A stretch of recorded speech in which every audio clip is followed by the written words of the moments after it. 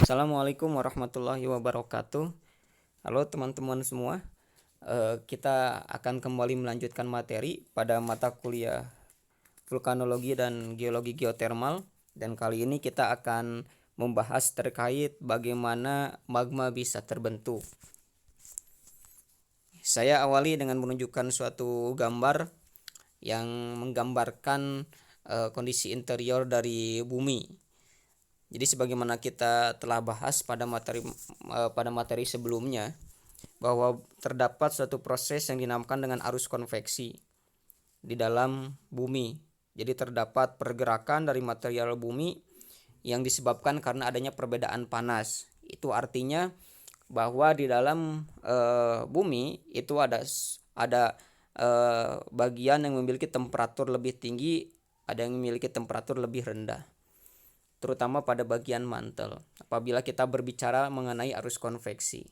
Nah, kemudian sebagaimana kita ketahui juga bahwa inti bumi ini memiliki temperatur yang sangat tinggi, yaitu sekitar 4.400 sampai 6.000 derajat Celcius. Nah, sekarang yang menjadi pertanyaan adalah bagaimana sumber panas bisa terbentuk ketika bumi pertama kali ada dulu. Nah, kita akan bahas kemudian. Oke, jadi menurut Lockwood dan Hazlitt pada tahun 2010 pada bukunya yang berjudul Volcanoes Global Perspective, terdapat 4 proses yang menyebabkan timbulnya sumber panas di bumi ketika dulu bumi terbentuk. Oke, yang pertama adalah nebular heating. Nah, salah satu teori pembentukan alam semesta yang cukup terkenal adalah teori nebula. Jadi teori tersebut menyatakan bahwa dulu alam semesta ini adalah berupa gumpalan awan yang berputar dan terdiri dari partikel-partikel gas, debu, es. Nah, akibat perputaran dari awan ini kemudian terbentuklah accretion disk. Jadi akibat rotasi lama-kelamaan menjadi memipih. Nah, kemudian akibat rotasi yang terjadi terus-menerus, maka material yang ada pada accretion disk ini pada bagian pusat itu membentuk suatu bagian yang memiliki temperatur yang sangat panas, yang kemudian menjadi cikal bakal dari matahari yang bisa kita lihat sekarang. Nah, selain itu, akibat dari perputaran juga terjadi pelepasan dari partikel-partikel yang ada pada sistem tersebut. Analoginya sama ketika kita memiliki benda yang belum terlalu solid, misalkan kita ambil contoh agar-agar, kemudian kita kasih tali, kemudian kita putar, maka akan ada bagian-bagian dari agar-agar tersebut yang kemudian lepas dari kesatuan agar-agar yang kita kasih tali tadi. Nah, begitupun cikal bakal alam semesta ini. Jadi ada partikel-partikel dari accretion disk ini yang kemudian terhempas keluar sistem. Nah, salah satu partikel ini adalah cikal bakal dari bumi.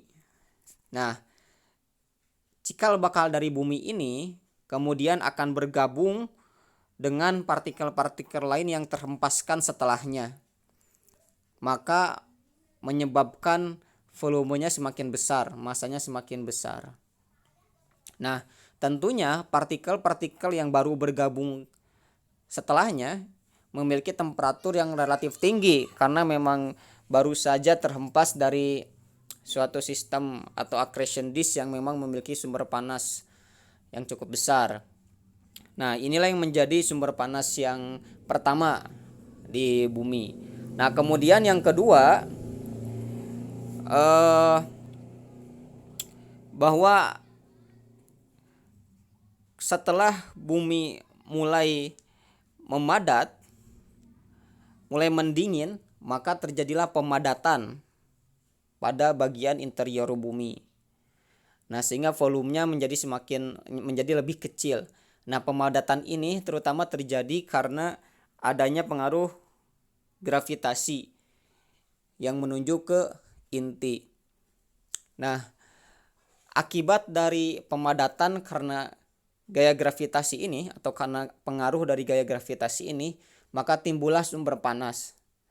Nah, apabila kita analogikan mirip dengan ketika kita memompa sepeda. Nah, ketika kita melakukan kompresi pada gas yang ada di dalam pompa, maka lama-kelamaan akan timbul hangat terus panas pada bagian pompa bagian luarnya ketika kita pegang. Nah, mirip seperti itu, maka ketika massa bumi juga memadat akibat adanya kompresi karena pengaruh gaya gravitasi, maka akan timbul sumber panas. Nah, kemudian proses ini disebut dengan gravitational heating. Nah, kemudian selanjutnya dari sejak dulu sampai sekarang bumi ini selalu kedatangan tamu benda-benda angkasa luar. Nah, ketika pertama kali terbentuk pun seperti itu. Jadi ada benda-benda dari angkasa luar yang kemudian menumbuk bumi. Nah, proses ini menyebabkan adanya perubahan energi kinetik menjadi energi panas. Nah, sama ketika kita mendengar cerita zaman dahulu bahwa banyak yang membuat sumber panas atau api dengan menumbuk-numbukan dua batu gitu. Jadi lama-kelamaan energi kinetik ini menjadi energi panas dan menjadi api. Nah, seperti itu juga sumber panas yang ketiga yang dijelaskan oleh Lockwood dan Hazlitt. Nah, kemudian pertanyaannya, kenapa sampai sekarang masih ada sumber panas yang tersisa dan bahkan dengan jumlah yang cukup besar atau temperatur yang cukup besar di bawah permukaan? Nah, jawabannya karena ada proses radiogenic heating. Jadi, proses peluruhan radioaktif di dalam bumi menyebabkan adanya panas yang timbul akibat proses peluruhan ini. Nah, sumber panas inilah yang kemudian terakumulasi dan juga menjadi kontribusi utama pada sumber panas yang ada sekarang. Nah, sebagai gambaran, ini adalah contoh beberapa radioaktif yang kemudian akibat peluruhannya menghasilkan panas dengan besaran yang berbeda. Ini bisa dilihat pada tabel ini.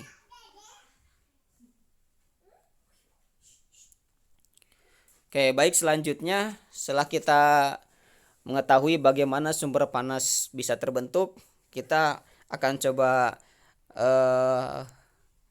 fokuskan pada inti dari materi kali ini ya, tentang bagaimana magma terbentuk.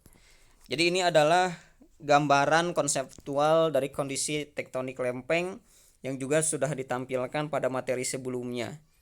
Jadi sebagaimana kita lihat bahwa terjadi pembentukan magma pada beberapa bagian yang memang berkorelasi secara erat dengan proses tektonik lempeng. Nah, apabila teman-teman sering mendengar bahwa proses pembentukan magma ini seringkali disebut dengan partial melting. Jadi ada bagian tertentu pada mantel atau kerak yang kemudian melebur menjadi magma. Nah, seperti itulah kira-kira kenapa disebut dengan partial melting. Ini disebabkan karena batuan itu tidak mengandung komponen yang homogen, tetapi mengandung komponen yang heterogen. Terdapat banyak mineral di dalamnya yang tentunya memiliki titik leleh yang berbeda. Sehingga ketika kita panaskan, tidak sepenuhnya satu batuan tersebut kemudian meleleh, tapi hanya meleleh pada bagian-bagian tertentu saja. Nah, sama ketika kita menyimpan gelas plastik dan gelas kaca pada suatu wadah berlapis besi dan dimasukkan ke oven dengan temperatur yang sama dengan temperatur tertentu. Ketika kita panaskan dengan waktu-waktu yang sudah kita tentukan, nah kemudian kita melihat, nah pasti yang pertama meleleh itu adalah gelas plastik, sedangkan gelas dari kaca itu belum meleleh. Nah, itu membuktikan atau memberikan kita gambaran bahwa ketika kita memiliki dua komponen dengan karakteristik yang berbeda, ketika kita panaskan maka akan terjadi proses pelelehan yang sifatnya hanya sebagian, tidak pada semua benda yang kita panaskan, karena memang memiliki titik leleh yang berbeda. Nah, sekarang kemudian pertanyaannya, bagaimana sebenarnya magma bisa terbentuk?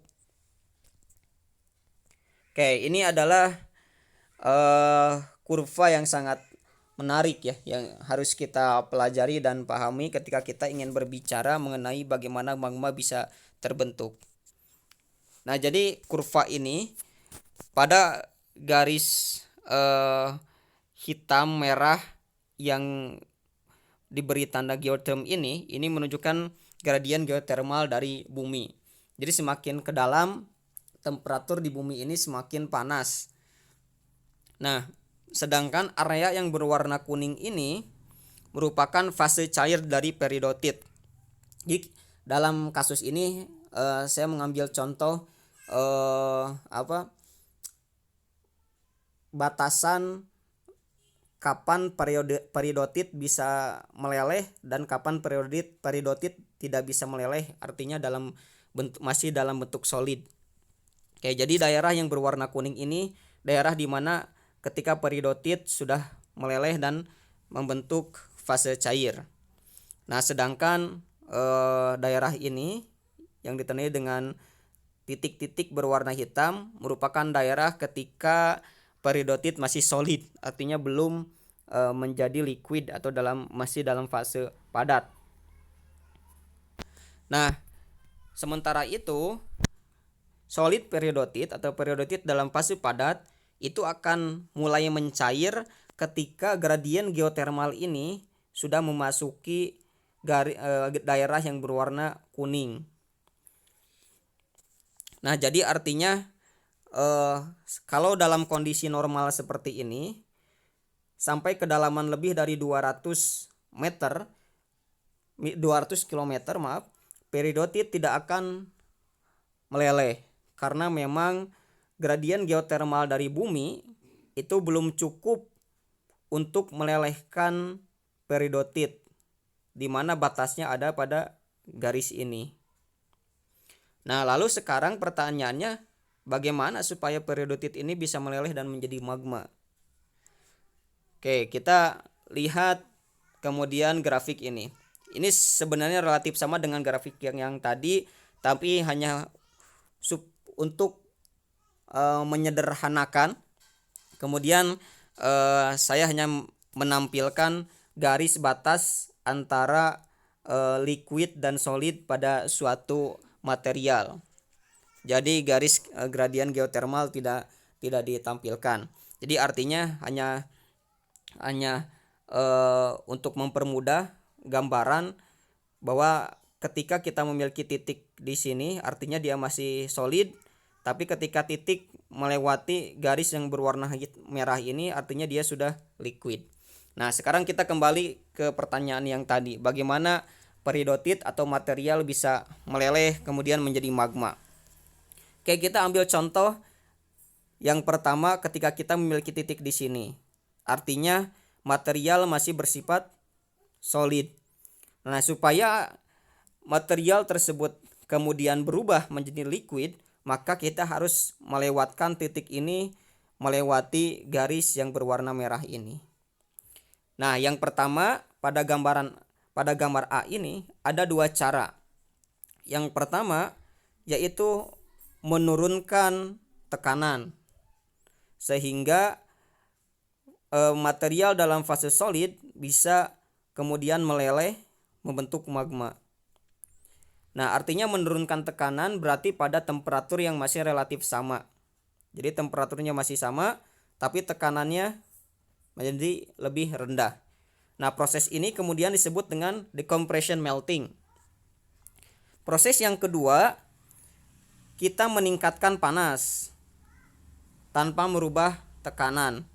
Jadi kita panaskan hingga akhirnya titik ini melewati garis merah sehingga terbentuklah fase cair atau meleleh dan menjadi magma. Nah, proses ini kemudian disebut dengan heating. Proses yang ketiga yaitu ketika kita menambahkan air, atau kalau dalam magma kita menambahkan volatil, kemudian menyebabkan garis batas ini akan bergerak sehingga batas untuk suatu material menjadi meleleh, menjadi lebih rendah. Jadi artinya ketika kita memiliki titik di sini, ini titiknya sama dengan yang ini, tetapi karena kita tambahkan komponen water, maka garis melting curve ini akan berpindah, sehingga artinya titik ini menjadi liquid, tidak lagi solid. Nah, proses ini kemudian disebut dengan flux melting. Jadi ada 3 proses: decompression melting, heating, dan flux melting. Nah, ini adalah gambaran flux melting. Jadi apabila kita memiliki suatu material solid, maka kalau ada bagian yang ditambahkan dengan H2O seperti contohnya, maka dia akan memiliki sifat yang berbeda dengan di sekelilingnya. Ini ditampilkan dengan warna yang berbeda. Nah, akibatnya titik lelehnya akan menjadi semakin rendah sehingga dia akan mudah meleleh. Sementara daerah di sekitarnya masih padat. Nah, daerah yang ditambahkan dengan H2O ini dia akan mudah meleleh karena titik lelehnya menjadi rendah. Nah, jadi tidak hanya water ya, jadi ada CO2 atau komponen volatil yang lain. Kemudian ini adalah contoh gambaran dari proses heating. Jadi apabila kita punya kerak dan mantel, kemudian ada magma atau sumber panas yang akibat buoyancy dia naik ke permukaan. Nah, kemudian mencapai kerak. Nah, pada kondisi tertentu, karena kerak ini titik lelehnya lebih rendah dari panas yang ditimbulkan dari sumber panas ini atau dari magma ini, kemudian menyebabkan bagian di sekeliling tubuh magma ini menjadi meleleh. Nah, karena ada pengaruh panas yang ditimbulkan oleh magma. Oke, nah sekarang bagaimana kaitan antara tektonik lempeng dengan pembentukan magma? Jadi kita tadi sudah mengetahui bahwa decompression heating, decompression proses menyebabkan terbentuknya magma. Tapi bagaimana proses tersebut terjadi secara real di bawah permukaan? Nah, itu akan kita coba tunjukkan sekarang dan kita gabungkan atau kita korelasikan dengan proses tektonik lempeng. Oke, jadi ini adalah grafik yang relatif sama dengan yang saya tunjukkan pada slide-slide sebelumnya. Jadi ini adalah gradien geotermal bumi, kemudian titik-titik berwarna putih ini merupakan garis batas di mana material bersifat liquid pada bagian kanannya dan material bersifat solid pada bagian kirinya. Oke, saya ingin menunjukkan pada garis A terlebih dahulu. Nah, garis A ini adalah daerah di mana ketika kita memberikan panas, maka fase solid akan berubah menjadi liquid atau kita kenal sebagai proses heating dengan menaikkan suhu. Nah, kita lihat di mana proses tersebut dapat terjadi. Jadi daerah A adalah daerah di mana kita kenal sebagai hotspot salah satunya. Jadi proses vulkanisme yang terjadi tidak pada batas lempeng, tetapi terjadi karena adanya pengaruh dari mantel plume yang naik ke permukaan. Nah, mantel plume ini yang memberikan dampak berupa panas yang menyebabkan batuan yang dilewatinya menjadi terpanaskan, dan apabila titik leleh dari batuannya lebih rendah dari magma pada mantel plume ini, menyebabkan batuan tersebut akan mulai meleleh dan ikut menjadi magma. Nah, ini proses pada gambaran A atau pada proses heating. Jadi salah satunya terjadi pada daerah yang memiliki hotspot.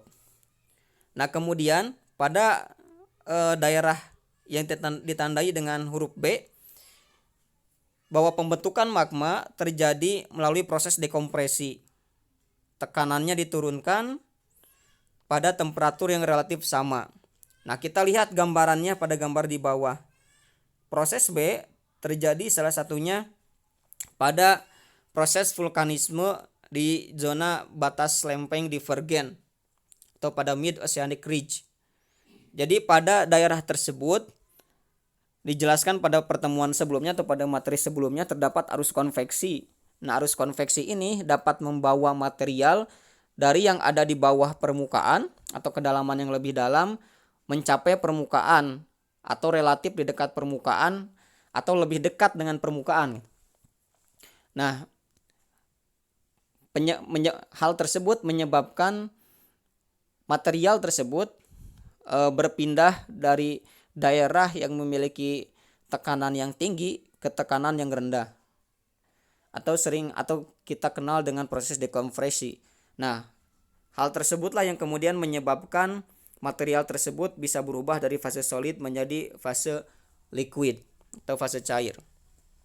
Nah, kemudian yang ketiga yang ditandai dengan huruf C ada proses flux melting. Jadi kita menambahkan water atau volatil lain H2O, CO2 dan lain sebagainya sehingga menyebabkan garis batas antara fase fluid dengan fase solid itu menjadi berubah sehingga titik leleh dari material menjadi lebih rendah. Nah, proses ini digambarkan pada daerah yang mengalami subduksi atau pada batas lempeng konvergen. Proses vulkanisme pada batas lempeng konvergen. Nah, penjelasannya karena kita sudah mengetahui juga sebenarnya dari pembahasan di materi sebelumnya bahwa pada area subduksi terjadi proses yang dinamakan dengan dewatering. Jadi akibat panas maka bagian pada slab yang menunjam ke bawah itu akan mengalami dewatering atau pemanasan yang menyebabkan adanya gugus-gugus hidroksil yang terlepas. Nah, gugus-gugus hidroksil ini yang kemudian bereaksi dengan mantel yang ada di bagian atas slab ini yang kemudian menurunkan titik didih dari material pada mantel tersebut sehingga akhirnya dapat menyebabkan material tersebut leleh dan menjadi magma. Baik, itu saja yang bisa disampaikan pada materi kali ini. Terima kasih, kita bertemu pada materi selanjutnya. Assalamualaikum warahmatullahi wabarakatuh.